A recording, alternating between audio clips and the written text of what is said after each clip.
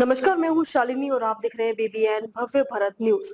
चलिए शुरू करते हैं आज की मुख्य खबरें। अमेरिका के मुंह लगे पाकिस्तान को ट्रंप ने दिया गच्चा, भारत को ग्रीन सिग्नल, क्या है वजह?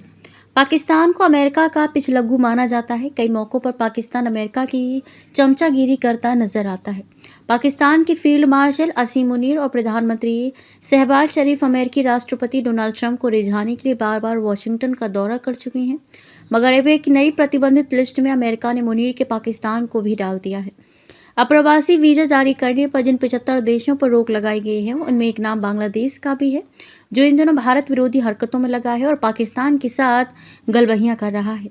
वहीं भारत को इस लिस्ट से बाहर रखा गया है। भारत का सबसे बड़ा ट्रेड पार्टनर अमेरिका बना हुआ है।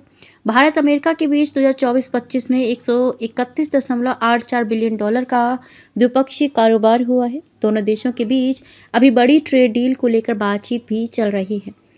पाकिस्तान, बांग्लादेश समेत 75 देशों पर ये रोक। द इकोनॉमिक टाइम्स की खबर के अनुसार अमेरिका ने सार्वजनिक कल्याणकारी योजनाओं के संभावित दुरुपयोग की आशंकाओं का हवाला देते हुए पाकिस्तान और बांग्लादेश सहित 75 देशों के नागरिकों को अप्रवासी वीजा जारी करने पर रोक लगाने की आधिकारिक घोषणा की है।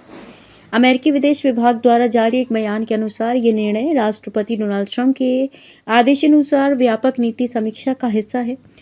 ट्रंप ने बार बार कहा है कि अमेरिका में आने वाले अप्रवासियों को आर्थिक रूप से आत्मनिर्भर होना चाहिए और अमेरिकी करदाताओं पर बोझ नहीं बनना चाहिए।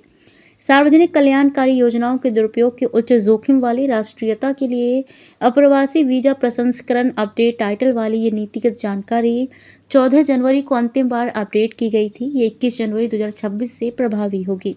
भारत उन 75 देशों में शामिल नहीं है जिनके अप्रवासी वीजा प्रसंस्करण को रोका जाएगा। इसका मतलब ये है कि ग्रीन कार्ड या अन्य स्थायी निवास श्रेणियों के लिए आवेदन करने वाले भारतीय नागरिक इस विशिष्ट निलंबन से सीधे प्रभावित नहीं होंगे।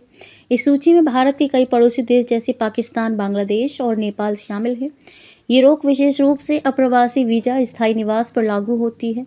B1, B2 पर्यटक वीज़ा, H1B वर्क वीज़ा और F1 छात्र वीज़ा जैसी गैर अप्रवासी वीज़ा श्रेणियां इस रोक के दायरे में नहीं आती हैं।